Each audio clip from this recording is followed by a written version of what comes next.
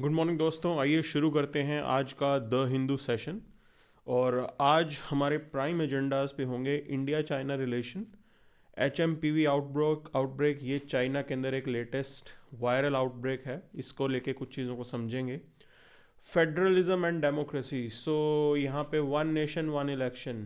तो मैं आपको एक चीज़ बता देता हूँ, यहाँ पे ये बहुत कंटिन्यूसली एडिटोरियल्स और न्यूज़ इस टॉपिक से रिलेटेड आ रही है। तो 2017 मेंस में ऑलरेडी यूपीएससी ने क्वेश्चन पूछा है, फिर 2024 मेंस में भी क्वेश्चन पूछा है।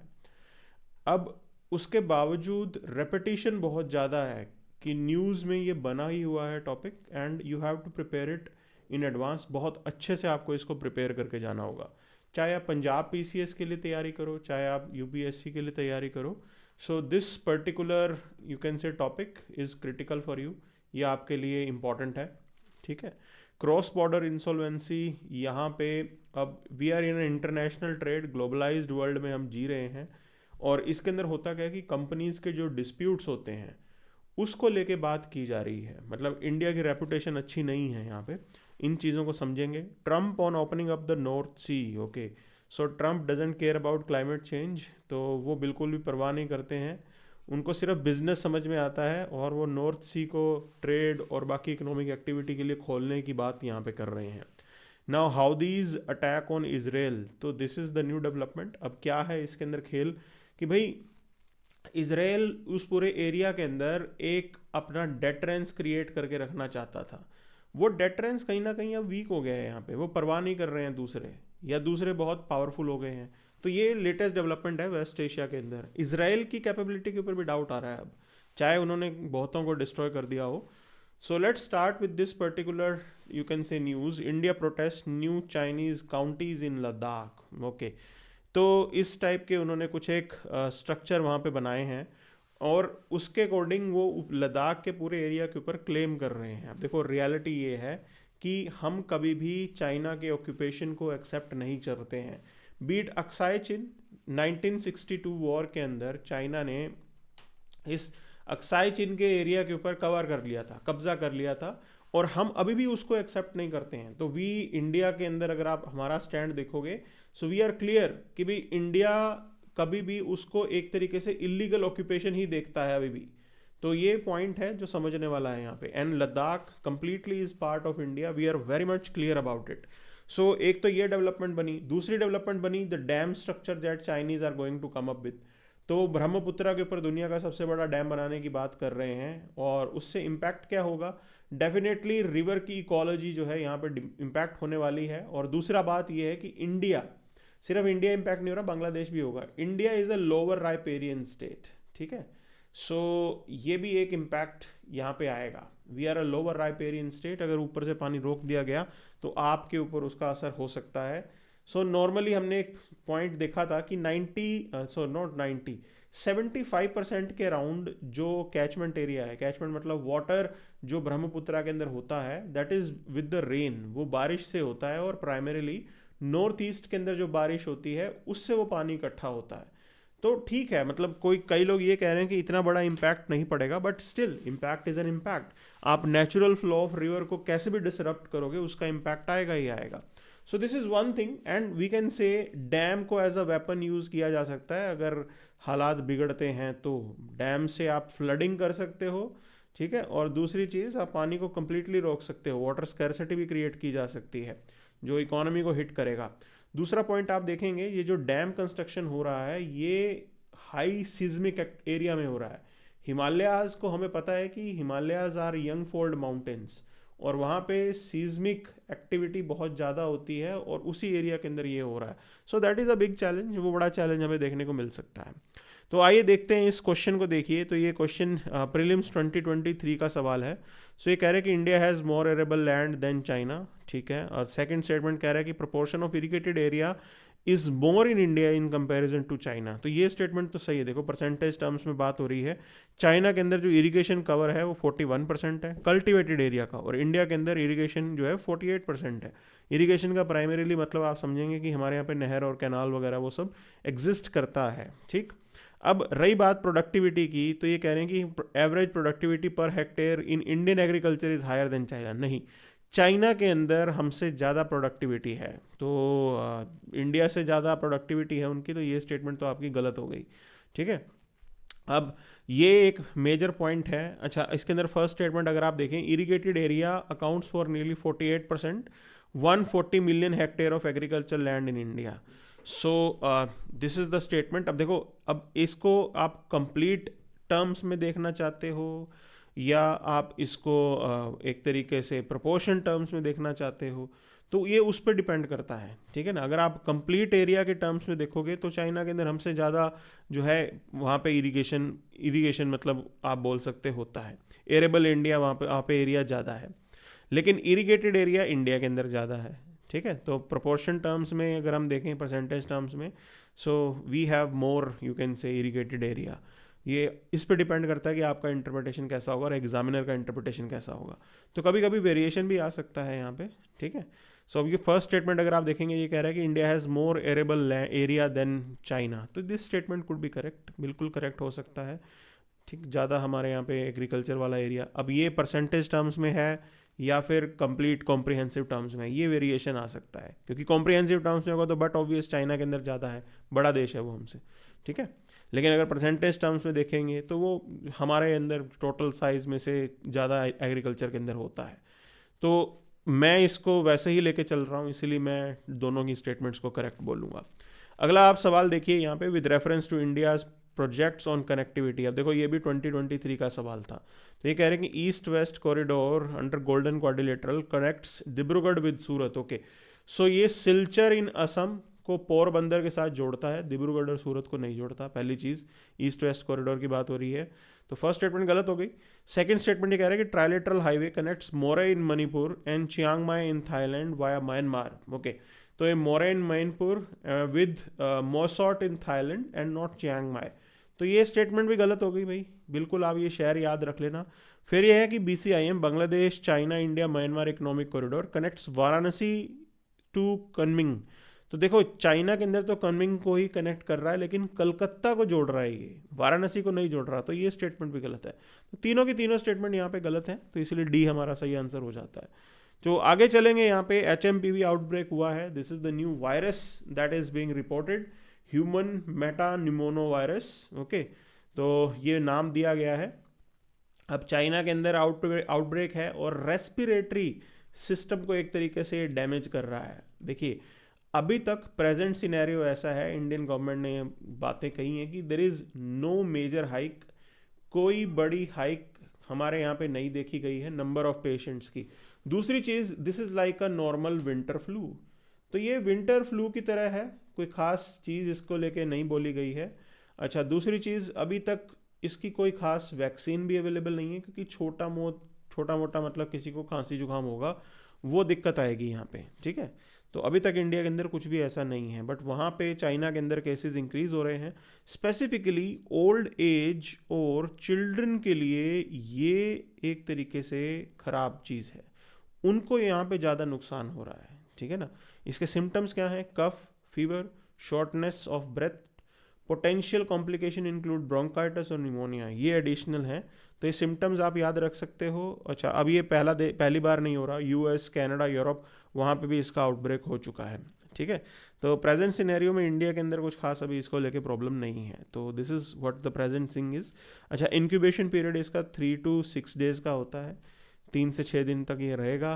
अब आपके यहाँ पे कफिंग स्नीजिंग होगी, और मे बी आप में से कई लोगों को ये ऑलरेडी हो चुका होगा। ठीक है ना, स्टार्टिंग ऑफ द सीजन के अंदर, तो वो भी हो सकता है। अब देखिए, वायरस की जहाँ तक बात आ रही है, उसमें बहुत बार सवाल किए जाते हैं। तो ये एक प्रीलिम्स 2021 का क्वेश्चन है और ये प्रीलिम्स 2016 का क्वेश्चन है। तो देखिए, फर्स्ट स्टेटमेंट ये कह रहा है कि which one of the following can be cultured in artificial synthetic medium. तो बैक्टीरिया, वायरस, फंगाई सब आप बना सकते हो, आर्टिफिशियली लैब के अंदर आप क्रिएट कर सकते हो। वी हैव टेक्नोलॉजी, आजकल तो DNA और जीन एडिटिंग और पता नहीं क्या क्या चीज़ें अवेलेबल हैं। सेकंड स्टेटमेंट आप इसके अंदर सेकंड क्वेश्चन देखिए, ये कह रहा है कि virus can infect plants, fungi and bacteria. Yes, तीनों को ही इम्पैक्ट कर सकता है ये। ठीक है ना, तो ये डी आंसर है इसका। तो ये क्वेश्चन कभी कभी UPSC इस तरीके के पूछता है, जिसके बारे में हमें आइडिया होना चाहिए कैसा उन्होंने पूछा है। अब आगे चलते हैं तो एक बार पहले देख लेंगे बीच में कुछ छूट तो नहीं गया। ओके, तो फार्मर प्रोटेस्ट अभी भी चल रहा है, they are not happy with the way government is dealing with this. सरकार का एफर्ट जो है कुछ खास नज़र भी नहीं आ रहा और वो इससे खुश भी नहीं है, तो अभी तो ये सिनेरियो चल रहा है। French aircraft carrier to stop over in Goa, और इस एयरक्राफ्ट कैरियर के अंदर जो है 26 रफेल फाइटर जेट्स हैं। इंडिया ऑलरेडी इंटरेस्टेड है रफेल के नेवल वर्जन्स को खरीदने में, तो ये है चीज़। अच्छा, protest erupt in Pithampur over the arrival of Union Carbide waste. तो ये यूनियन कार्बाइड वही है जो भोपाल गैस ट्रेजेडी के लिए रिस्पॉन्सिबल था। और देखिए एक बात समझनी पड़ेगी, केमिकल वेस्ट का जो डिस्पोजल होता है वो इतना आसान नहीं होता। उसको डिस्पोज करने के लिए बहुत ही डिफ़िकल्ट है, क्योंकि उससे पोल्यूशन का चांस बहुत ज़्यादा है। क्या क्या चीज़ पोल्यूट हो सकती है आपका, इवन ग्राउंड वाटर तक पोल्यूट हो सकता है। वो बारिश के थ्रू वो वेस्ट नीचे वाटर टेबल में चला जा सकता है, और प्लस सोयल भी कंटेमिनेट हो सकती है। ठीक है, तो इसीलिए इस कंटेमिनेशन के डर से लोग जो हैं इन चीज़ों को कर रहे हैं। लेकिन अगर आपको एक रियलिटी बताऊं, इंडिया के अंदर दुनिया की तकरीबन 18% पॉपुलेशन है। ठीक, तो 18% पॉपुलेशन के नीड्स भी बहुत ज़्यादा हैं। अब आप लैंड की बात करेंगे तो 2.4% ऑफ द ग्लोबल लैंड है। तो ये मिसमैच है बहुत बड़ा, तो हमारे यहाँ तो हमेशा जो है ये स्ट्रगल रहेगा ही रहेगा। ठीक, इसीलिए जो है ये बात यहाँ पे बोली जा रही है। तो आगे चलते हैं, मतलब इस टाइप की समस्या आएगी और लोगों को नौकरियाँ देने तो आपको डेवलपमेंट करनी पड़ेगी, फैक्ट्री लगानी पड़ेगी, उससे पोल्यूशन भी होगा। ठीक है ना, वो सारी चीज़ें होंगी होंगी। तो this is how it is. अच्छा, Vande Bharat sleeper train see the top speed of 180 kilometre per hour after multiple trials in 3 days। Okay, so we are going to have this, जिससे हमारा जो ट्रैवल टाइम है वो रिड्यूस हो जाएगा, और काफ़ी अच्छा है ये। Indian railway is really doing good, काफ़ी अच्छा कर रही है इंडियन रेलवेज़। ठीक है, और ये सारी चीज़ें हैं। अब एडिटोरियल सेक्शन पे चलेंगे सीधा। सो फेडरलिज्म और डेमोक्रेटिक टेनेट्स को नुकसान होगा, वन नेशन वन इलेक्शन की यहाँ पे बात की जा रही है। ऑलरेडी मैंने आपको बताया है, देखिए मेंस 2017 का सवाल है, साइमल्टेनियस इलेक्शन। ओके, फिर 2024 के मेंस में भी उन्होंने सवाल तो ऑलरेडी कर दिया है, बट ये बार बार न्यूज़ में आ रहा है, तो हमें अच्छे से प्रिपेयर भी करना है। तो आइडिया यही है, लोकसभा और स्टेट असेंबली के इलेक्शन को साइमल्टेनियस कराया जाए। एडमिनिस्ट्रेटिव और फिजिकल एफिशिएंसी इसमें आएगी विदाउट अ डाउट। क्यों, देखिए जब भी हमारे यहाँ पे इलेक्शंस अनाउंस्ड होते हैं तो उसमें लगता है model code of conduct. Model code of conduct के अंदर नो न्यू प्रोजेक्ट्स और रिस्ट्रिक्शंस जो हैं वो भी बढ़ जाती हैं। दूसरी चीज़, जो आपकी ब्यूरोक्रेसी है, ब्यूरोक्रेसी का फोकस किस पे चला जाता है, इलेक्शन के ऊपर। तो जिन लोगों ने डेवलपमेंट का काम करना है वो इलेक्शन टाइम के अंदर अब सिर्फ इलेक्शन का काम संभालेंगे। और ऐसा वैसा नहीं, ये आप मान के चलिए कि इलेक्शन को लेके जो तैयारी होती है वो बहुत लंबी होती है। तो थोड़ी तैयारी नहीं है, लंबी तैयारी है। मतलब आप मान के चलिए 3-4 मंथ्स पहले आपकी ब्यूरोक्रेसी ऑक्यूपाइड हो जाती है। तो इसलिए अब बात है कि बार बार इलेक्शन ना हो। दूसरा, पैसा तो बचेगा ही बचेगा, वो बात फिस्कल वाला एंगल इन्होंने बोला हुआ है। ठीक है, अब हिस्टोरिकल कंटेक्स्ट देखेंगे। बताइए, पोस्ट इंडिपेंडेंस में पहले 15 साल तो साइमल्टेनियस ही हुआ है सब कुछ, तो 15 ईयर्स तक तो कोई प्रॉब्लम थी नहीं। फिर साइकिल को डिसरप्ट किया कैसे, आर्टिकल 356 प्रेसिडेंट रूल के मिसयूज से, तो उसने साइकिल को डिसरप्ट किया। उसके बाद लोकसभा और विधानसभा इलेक्शन अलग होने लग गए। अब बात ये है डिबेट की, वो ये है कि भैया फ्यूचर के अंदर क्या इसका मिसयूज नहीं होगा। व्हाट अबाउट फ्यूचर मिसयूज, क्योंकि रियलिटी ये है अभी तक ये रुका नहीं है। Year after year, government after government, we have seen कि जो भी सरकार में आता है उसकी ये टेंडेंसी रहती है कि वो स्टेट्स को परेशान करे। तो मोदी गवर्नमेंट ने भी आके जो है काफ़ी चीज़ें की थी, तो उस समय भी ये समस्या आई थी। अब यही सवाल है, इसके ऊपर जो है क्वेश्चन मार्क है कि आगे जाके मिसयूज होगा। उस केस में आपका नया सिस्टम साइमल्टेनियस कैसे मैनेज होगा, ये सवाल। दूसरी चीज़ अगर आप देखेंगे कि federal structure already under seize है, स्टेट ऑटोनॉमी यहाँ पे इम्पैक्ट होगी, क्योंकि ये भी बोला जा रहा है कि नेशनल जो पार्टीज़ हैं पूरे देश के अंदर उनको इससे मेजर बेनिफिट होने वाला है। ठीक है, और लोकल जो आपके इश्यूज होंगे, लोकल मुद्दे जो होंगे, वो कहीं ना कहीं अंडरमाइन होंगे, ओवरशैडो हो जाएगी उनकी। ओवरशैडोड बाय हुम, किससे ओवरशैडो होंगे वो, बाय द नेशनल एजेंडाज। ठीक, वो ज़रूर यहाँ पे देखने को मिल सकता है। तो ये आजकल जैसे हमारे यहाँ पे पॉलिटिक्स चलती है, तो आइडेंटिटी पॉलिटिक्स बोल सकते हो, या फिर जो लीडरशिप है वो डोमिनेंस में आती है कई जगहों पे तो स्टेट लीडरशिप देखने को भी नहीं मिलती, मोदी जी के नाम पे इलेक्शन लड़े जा रहे हैं। तो वो चीज़ और ज़्यादा होने वाली है यहाँ पे, ठीक है।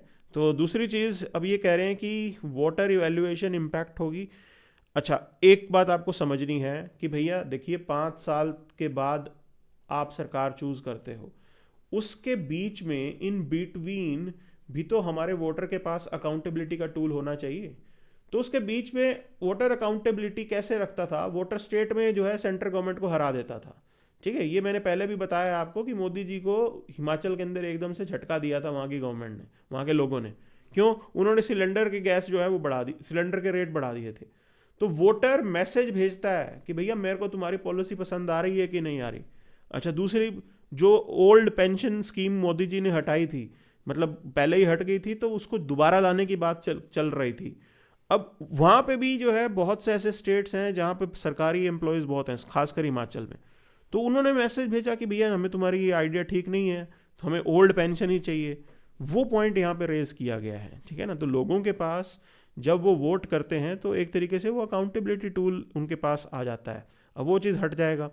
फिर डेमोक्रेटिक प्रिंसिपल की यहाँ पे बात हो रही है कि ये 1 पर्सन 1 वोट 1 वैल्यू को ब्रीच कर रहा है, ठीक है, क्योंकि कहीं ना कहीं उनकी चॉइसेस इम्पैक्ट हो सकती हैं और ये डेमोक्रेटिक रिप्रेजेंटेशन को भी इम्पैक्ट करेगा, ऐसा इन्होंने रेज़ किया है, ठीक। लेकिन मैं आपको बता दूं वोटर जो है वो समझदार है, वो समझता है कि नेशनल और लोकल मुद्दे कितने अलग होते हैं, ठीक है।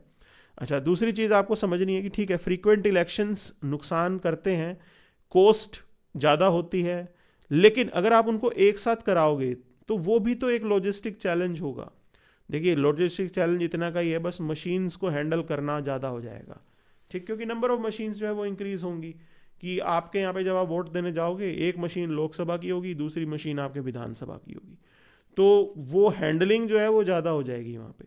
That is what the point is. लेकिन इसमें सबसे मेजर पॉइंट जो रेज किया है वो है सेंट्रलाइजेशन ऑफ द सिस्टम। आप पूरे इकोसिस्टम को सेंट्रलाइज कर रहे हो and this is how it is.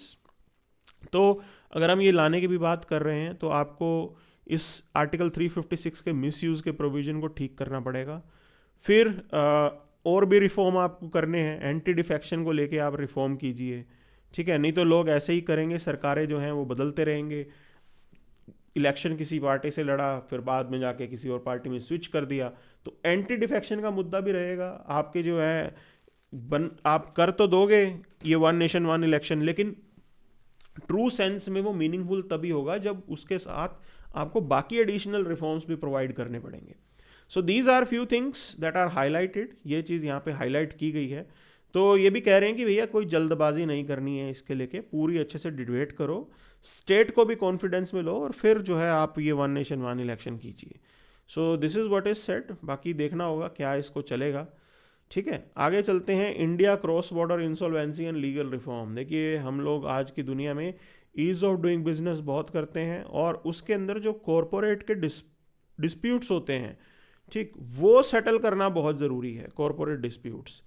तो वो कॉरपोरेट डिस्प्यूट आपके ईज़ ऑफ डूइंग बिजनेस में आएंगे। इंडिया के अंदर वो हालात बहुत ख़राब हैं, कोर्ट कचहरी कोई जाना नहीं चाहता क्योंकि बहुत लंबा प्रोसेस होता है, ठीक, वही चीज़ पॉइंटेड है यहाँ पे। अब हिस्टोरिकल कंटेक्स्ट इन्होंने बताया कि भैया ब्रिटिश टाइम के अंदर क्या चलता था, तो there was this Indian insolvency act of 1848, presidency town insolvency act 1909 and the provincial insolvency act 1920, ठीक। पोस्ट के अंदर क्या हुआ कि हमारे यहाँ पे मल्टीपल रिकमेंडेशंस आए लेकिन उनको एक्सेप्ट नहीं किया गया। तो जैसे मैंने आपको बताया कि देश के अंदर स्लो पेस ऑफ रिफॉर्म होता है हमारे यहाँ पे, ठीक है, चीज़ें उतनी तेज़ी से नहीं चलती हैं। प्रेजेंट गवर्नमेंट को आपको एक चीज़ को क्रेडिट देना पड़ेगा, उन्होंने इंसॉल्वेंसी बैंक करप्सी कोड वो ज़रूर इंट्रोड्यूस किया था, बहुत अच्छा उन्होंने काम किया उस पर, ठीक। प्लस हमारे यहाँ पे गवर्नमेंट के लेवल पे एक पॉलिसी भी है, इंसॉल्वेंसी पॉलिसी हमारी, जो ये कहती है कि इंडिया को डिस्प्यूट सेटलमेंट का हब बनाना है, ठीक है।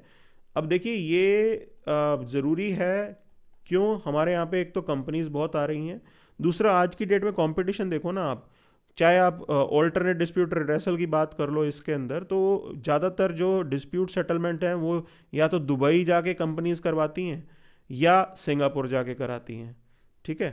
तो इवन इंडियन कंपनीज भी वहाँ पे प्रेफर करती हैं क्योंकि भाई वहाँ पे जो है सिस्टम थोड़ा स्ट्रीमलाइंड है, इजीली हो सकता है।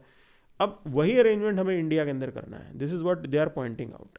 तो ये सारे रिफॉर्म इन्होंने बताए हैं कि देखिए आप, बहुत सी कमेटीज़ हैं, इराडी, मित्रा, ईरानी, बैंकरप्सी लॉ रिफॉर्म कमेटी, कितने ही रिकमेंडेशंस हैं यहाँ पे, ठीक है। इंसॉल्वेंसी बैंकरप्सी कोड भी एग्जिस्ट करता है, बट डिस्पाइट दैट उतने बड़े लेवल पे इफेक्टिव नहीं हुआ। देखिए कुछ हद तक ये इफेक्टिव हुआ है, कुछ हद तक इसमें एफिकेसी आई है, ठीक है, विदाउट अ डाउट। तो इतना भी ब्लंडर नहीं है, कुछ एफिकेसी ज़रूर आई है, लेकिन अभी भी इम्प्रूवमेंट का स्कोप है, ठीक है। क्रॉस बॉर्डर चैलेंजेस की बात कर रहे हैं तो जेट एयरवेज का केस है lack of reciprocal arrangement with Netherland. तो यहाँ पे डिफरेंसेस आ जाते हैं कभी कभी, जो इंटरनेशनल सिस्टम चल रहा है या दूसरे कंट्रीज़ के यहाँ पे जिनके साथ आप डिस्प्यूट में हैं, जहाँ की कंपनी है वहाँ के अगर कोई डिस्प्यूट है, तो डिफरेंस आने के कारण कोई भी आपका रिड्रेसल नहीं होगा। अब यहाँ पे रिकमेंडेशंस हैं कि यूएन सिट्रॉल का जो मॉडल लॉ है वो हम एक्सेप्ट करें, बिकॉज मल्टीपल कंट्रीज करते हैं, तो उसमें क्या है ना कि लॉज की कंपैटिबिलिटी आ जाएगी, ठीक। और उसका बेनिफिट ये होगा कि फ्यूचर के अंदर अगर कोई डिस्प्यूट वगैरह होता है तो we will have better understanding of each other. उस केस के अंदर आप स्ट्रीमलाइन करके इसको अच्छे से कर सकते हो। Then we have to modernize the court to court coordination, बिल्कुल इसे भी बेटर करना होगा, ठीक। और नेशनल कंपनीज लॉ ट्रिब्यूनल की जो पावर्स हैं उसको भी आपको एक्सपेंड करना पड़ेगा। तो ये सब सजेशंस हैं जो ऑलरेडी हमें पता हैं। आइडिया इज दिस, इम्प्लीमेंटेड, उसको इम्प्लीमेंट करने की ज़रूरत है। This is what the big idea is, ठीक। अब बात चलती है इंटरनेशनल पेज पे, चलते हैं सीधा। तो यहाँ पे ट्रंप ने कहा है कि भाई नॉर्थ पोल या नॉर्थ सी का जो रूट है इसे ओपन अप करो, इससे हम ट्रेड बेनिफिट करेंगे, और दूसरा प्लस जो ट्रांसपोर्टेशन टाइम है वो काफ़ी कम हो जाएगा इसमें, ठीक है। लेकिन आपको एक बात समझनी है, ये रास्ता खुला कैसे? ये रास्ता इसलिए खुला क्योंकि नेचुरल जो आइस थी वो मेल्ट हो गई। अब प्लस इसके अंदर क्या होगा, जो यहाँ पे बहुत सारे कार्बन नोड्यूल्स होते हैं बर्फ के अंदर जो दबे हुए थे, बर्फ के अंदर आपकी मीथेन गैस जो है वो दबी हुई थी, वो सब अब बाहर एटमॉस्फेयर में आने वाले हैं, ठीक। तो इस टाइप की एक्टिविटी से कहीं ना कहीं जो हमारा ग्रीन हाउस का जो एंगल था या जो क्लाइमेट चेंज था वो इंटेंसिफाई होने वाला है। ये बहुत ही सीरियस चीज़ है, ठीक है। दूसरी चीज़, जब हम स्नो या आइस कवर की बात करते हैं, स्नो और आइस कवर वाइट कलर का होता है, वाइट होने की वजह से उनका हाई अल्बीडो होता है, ठीक है। अल्बीडो क्या है? Albedo is, you can say, reflection of rays, heat को रिफ्लेक्ट कर देना वापस, ठीक। हीट या सन रेज की बात हो रही है, उसको रिफ्लेक्ट कर देना। दूसरी चीज़, अभी वहाँ पे आइस मेल्ट हो गई तो अब है वहाँ पे वाटर, और वाटर वो एक तरीके से डार्क ब्लू नज़र आता है। अब ये डार्क ब्लू होगा तो it is going to absorb more heat, तो वहाँ पे जो हीट एब्जॉर्प्शन है वो काफ़ी इंक्रीज होने वाला है। So this is the whole thing जो यहाँ पे पॉइंटेड है, ठीक है। तो अगर आप ट्रंप की बात मानेंगे तो ये सब होगा, but nevertheless he is just, you can से, मोटिवेटेड बाय बिजनेस, और वो इस चीज़ को लागू करेंगे भी। और ये देखिए आप, how do the melting of ice in Antarctic and you can say Arctic affect the weather pattern and human activities. तो सिंपल सी चीज़ है, जो जो चीज़ें हमने क्लाइमेट चेंज के साथ देखी थी वो सब यहाँ पे इंटेंसिफाई होंगी। तो वही चीज़ यहाँ पे पॉइंटेड है। आप चाहे इसके अंदर आप ये भी एडअप कर सकते हैं कि भाई जैसे सिंकिंग ऑफ आइलैंड्स जो हैं वो आपके डूबने वाले हैं। और दूसरी चीज़, अगर आप इंडिया स्पेसिफिक बात करोगे तो 7500 किलोमीटर की आपकी जो है कोस्ट लाइन है, ठीक है। तो ये मेजरली इम्पैक्ट होगी इसमें, तो वो सब कुछ होगा ही होगा, ठीक। तो इसीलिए ये एक सीरियस चीज़ है, and we have to take it very, you can say, on a serious note, हमें इसको लेना पड़ेगा और उसको लेके हम इसको सेट कर देंगे, ठीक है। This is what is being pointed out. तो आगे चलते हैं यहाँ पे। इंडिया के अंदर देखो, इसके अंदर एक और टर्म आजकल पॉपुलर हो रही है, क्लाइमेट चेंज रेफ्यूजीज, ठीक। तो वो क्लाइमेट चेंज रेफ्यूजीज जो है उसका नंबर जो है इंक्रीज होने वाला है, और काफ़ी सीरियस है वो। इंडिया भी इसमें इम्पैक्ट पे आएगा, ठीक है ना। और हमारे यहाँ पे मेजर जो प्रोडक्शन सेंटर हैं, मुंबई हो गया, चेन्नई, मद्रास, चेन्नई हो गया, वो सब भी इम्पैक्ट होंगे। तो आपके बिग सिटीज़ तो सारे इम्पैक्ट होने ही वाले हैं। जो इकोनॉमिक एक्टिविटी मुंबई में हो रही है, या जो बाकी चेन्नई है, they are going to be impacted by this, and देखो आपका पूरा कोस्ट लाइन इम्पैक्ट होने वाला है इससे, विशाखापट्टनम, ठीक है। तो that is something we have to take it on a serious note. अब यहाँ पे जो आपके वेस्ट एशिया के अंदर डेवलपमेंट्स हुई हैं, देखिए Israel struggle to deter the escalating attack from Yemen Houthis. अब हुदीज को बैक कौन करता है? ईरान। ईरान ने इनको पूरी मदद कर रखी है, जिसकी हेल्प से ये वॉर लड़ रहे हैं। और अब यहाँ पे पॉइंट आउट ये किया जा रहा है कि भाई डेटरेंस इसराइल का ख़त्म हो गया है। ये सबसे बड़ा इम्पैक्ट है इस पूरे एरिया के अंदर, बिकॉज इसराइल क्या करता था? Israel use to take help from US. US से हेल्प मिलती थी इसराइल को, और उस हेल्प के अंडर एक चीज़ ये रखती थी कि पावर बैलेंस मेंटेन करके रखना है। पावर बैलेंस इतना मेंटेन करके रखना है कि आप दूसरों से ज़्यादा पावरफुल हो जाओ, ठीक। अब ये पावर बैलेंस मेंटेन करने का जो चैलेंज है, ये कहीं ना कहीं इसराइल लूज आउट करता हुआ नजर आ रहा है, because look at the number of you can say attacks that it has been facing. हर दूसरे दिन मिसाइल अटैक और रॉकेट अटैक ये सब चलता है। अब बात यह है कि क्या इसराइल हुदीज के अगेंस्ट अभी एक्शन स्टार्ट करेगा? That is something the whole world will be looking into, because अगर वो एक्शन दोबारा स्टार्ट होता है तो उसके अंदर फिर आप मान के चलिए कि इंस्टेबिलिटी फिर इंक्रीज होने वाली है। मुश्किल से हम इस लेवल पे पहुंचे कि सीज फायर वगैरह हो रहा है, लेकिन अगर यहाँ पे एक फ्रंट इसराइल ने अब हुदीज के अगेंस्ट खोल दिया तो वो सरदर्दी को और बढ़ा देगा। और ये रेड सी वाला एरिया है जहाँ पे आपका इंटरनेशनल जो ट्रांसपोर्टेशन है वो मेजरली इम्पैक्ट होगा। So these are the developments around it, okay, and this is what we have for this from this war. तो इसराइल की इमेज भी डेंट हुई है। और दूसरी चीज़ देखिए, एक बार आप एम्बोल्डन हो जाते हैं तो बार बार फिर एम्बोल्डन रहते हैं। मे बी अब अगर हुदीज को यहाँ पे इसराइल ने सबक नहीं सिखाया तो उसका इम्पैक्ट ये होगा कि वो एम्बोल्डन हो जाएंगे और फ्यूचर में और अटैक इंक्रीज होंगे। हमास को थोड़ा ब्रीदिंग टाइम मिल जाएगा, या हिजबुल्ला को थोड़ा ब्रीदिंग टाइम मिल जाएगा, जिसके अंदर अपनी पावर को वो एक तरीके से दोबारा रिचार्ज करके फिर दोबारा इसराइल पे अटैक करेंगे। तो ये सब प्रॉब्लम है और कहीं ना कहीं इसका पॉलिटिकल सोल्यूशन हमें एक्सप्लोर करना है। So this is what we have for today session. Thank you very much.